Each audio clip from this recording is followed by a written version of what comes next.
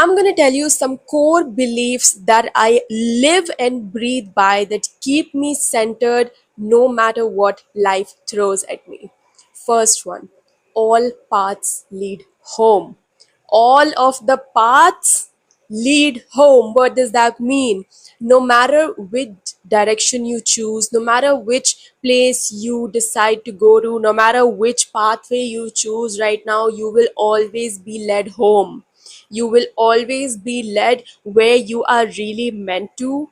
And you, as long as you are really pure in your heart, as long as you are coming from the purity of your heart and your good intention, there is no need for you to feel so paralyzed about a decision making. Whether should I go in this direction, should I go in that direction, should I make this decision, is this the right thing for me, is that the wrong thing for me, I'm so confused. You don't really need to feel so paralyzed, because as long as you are coming from the purity of your heart, all paths will lead home. Even if sometimes there's some detour here, some detour there, or you have some realizations, trust me, it is not the end of the world. You have to trust your path, and you have to trust that no matter what happens, something that is meant for you, it can never be taken away from you. Everything that is meant for you will always be yours, because you came here with that purpose. It's your path, no one else's. So as long as you're pure in your heart, you're pure in your intention, you don't really need to feel paralyzed about making some decision, or whether should I go this way or should I go that way, is this the right thing, is that the right thing. You don't really need to feel paralyzed about that, because all paths, even if there are some detours here and there, some difficult lessons to be learned through the detours, you will always be led home, and everything that is for you will always be yours. I also encourage you to ingrain this completely in yourself as well, because this really helps us in building that faith in life, that trust in our path, because it's just deeply ingrained in you now that actually, you know what is meant for me will always be mine, and no matter which direction I choose, I will always be led home. So no, I don't need to worry that much about it. I trust myself, I trust the life path. This is not just about mentally believing something, but it is about deeply like engraving it inside you. That's why I said these are some core beliefs that I live and breathe by, and we all have these core beliefs, right? So I encourage you to look at this one as well. Your higher self knows. Your higher self knows the bigger picture. Your higher self knows what you are meant for. Your higher self knows who your soulmate is. Your higher self knows what your career path, most optimal career path is. Your higher self knows what is the path to your most abundant, joyful, fulfilling life is. Your higher self already knows. So you don't need to worry about it so much. All paths will lead you home. Now, coming to the second core belief that I have, I do not need to be in a perfectly high vibration in order to manifest blessings into my life, in order to receive blessings in my life. This is a bit of a tricky one, because I know that when we are in the personal development space, in the healing spaces, in the manifestation world, it can really feel like we need to be in this perfectly high vibe state all the time, and that's how we're going to receive blessings. And if you're not really in that high vibe state, and we are feeling some negative emotions that, oh my god, am I blocking my blessings, am I blocking this, am I blocking that, how do I stay in a perfect vibration all the time? That's not the point. The universe does not respond to high vibration, the universe responds to authenticity and truth. If a negative emotion is showing up for you, it is showing up for a reason. You don't need to run away from it. You don't need to try to escape it suddenly. It is completely safe for you to feel the negative emotion. That is the exact reason why it is showing up. That negative emotion is meant to make you feel something, is meant to stir something up inside you in order to move you to your next level. So no, your negative emotions are not monsters. You don't need to always just look for ways that, oh my god, something negative is showing up, how can I suddenly change this into a positive affirmation, or how can I suddenly change my state. It's not about suddenly changing your state from such a forceful place. It's about feeling and sitting with what is showing up, and that is something that humans find really difficult to do. But trust me, it is not that difficult. You can also ask for support, ask for some loving family member or a friend or anyone else, a mentor, a coach, a therapist to be there for you.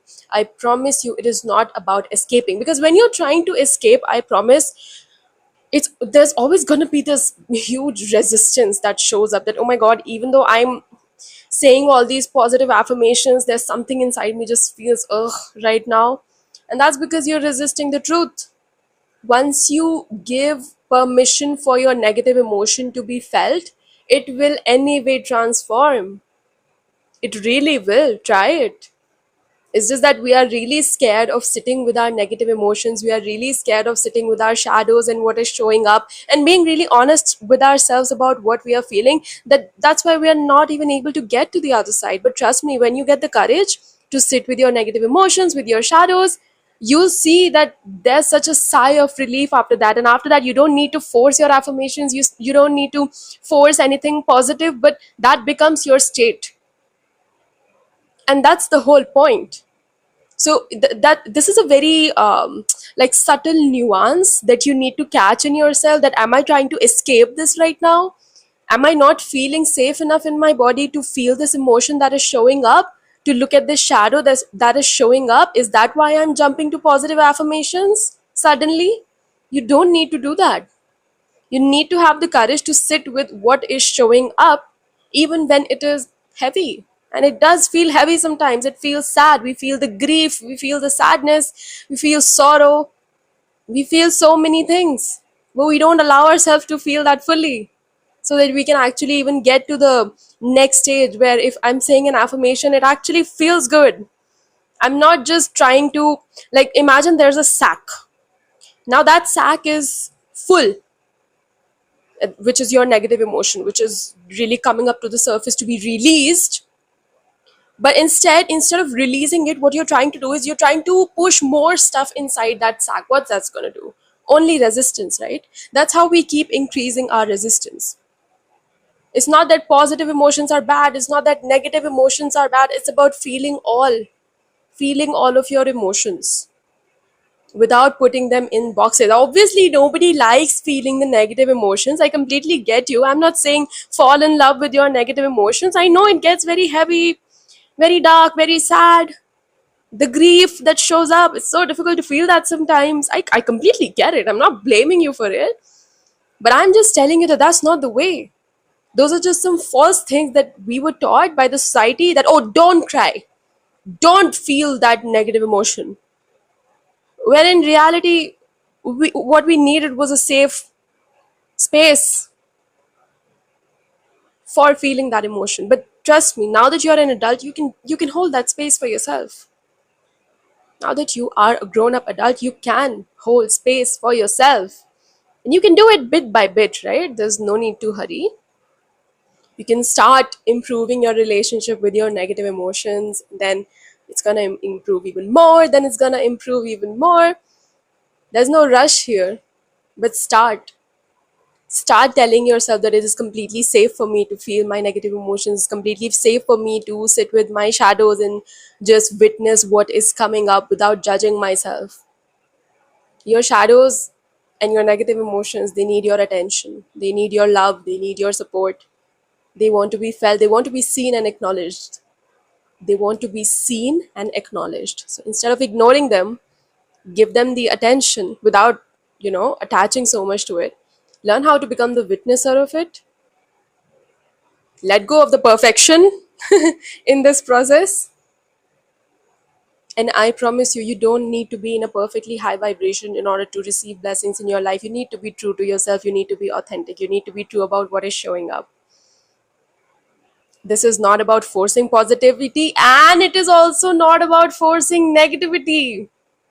Now that you're hearing me say all this, maybe, I don't know, you're thinking about you need to force these negative emotions, that, oh my god, yes, negative emotions come on. No, it's not about forcing any of those.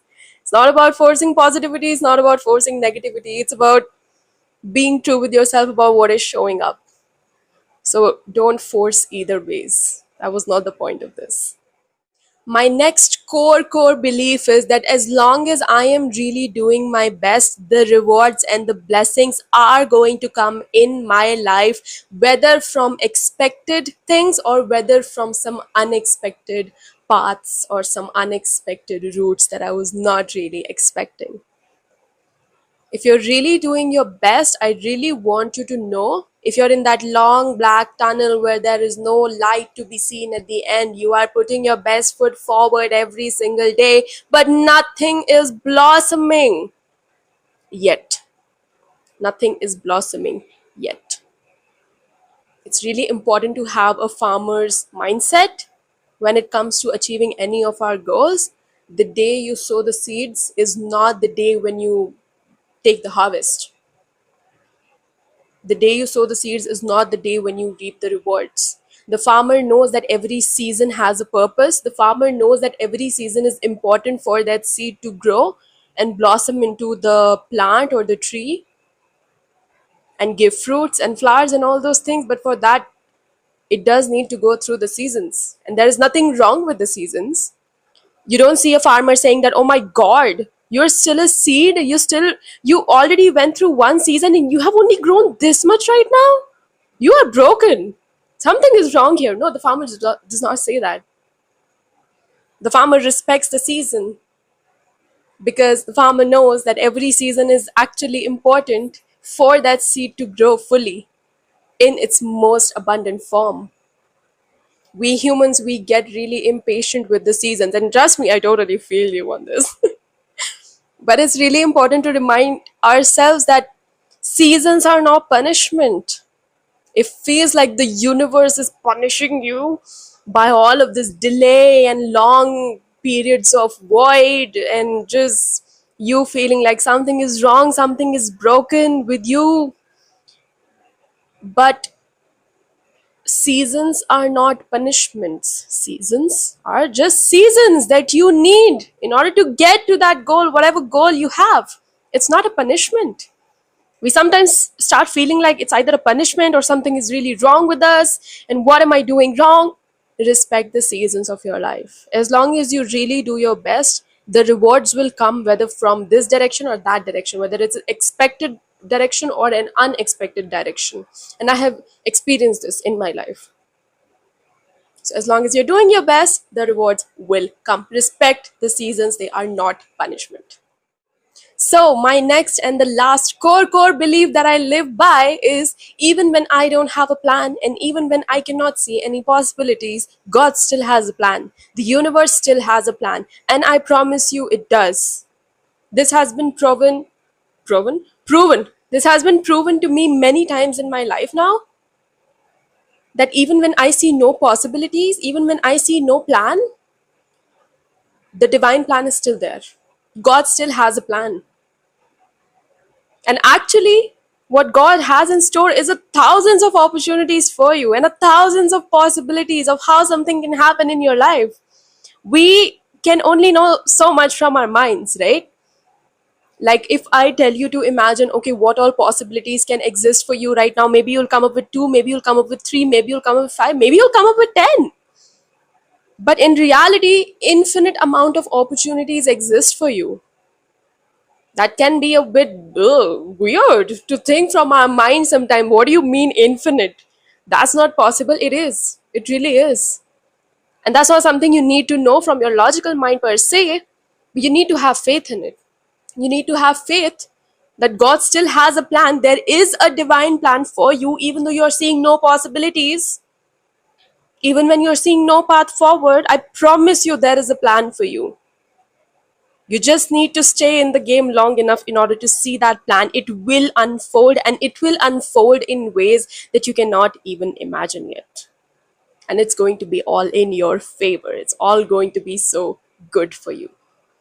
So these are the deep core beliefs that I live by in my life. Let me know in the comments below which one of these resonated with you. Do you also have these core beliefs, or do you have some other core beliefs that you live by? I would love to know what really deep core beliefs you live by. And the message I also want to give from this video is that we all have beliefs, okay? We all have core beliefs about what we believe about ourselves, about the world, about our life. Please make sure that the core beliefs you have, they are for your favor. Please make sure that the core beliefs that you are holding in yourself, they are something that they are actually helping you moving forward in life rather than pulling you back. So look at your core beliefs and let me know in the comments what beliefs you have. Subscribe if you like this video and you see more videos from me about spirituality, spiritual growth and transformation. I make a lot of content about that for you. I love doing this. And I'll see you in my next one. Bye bye.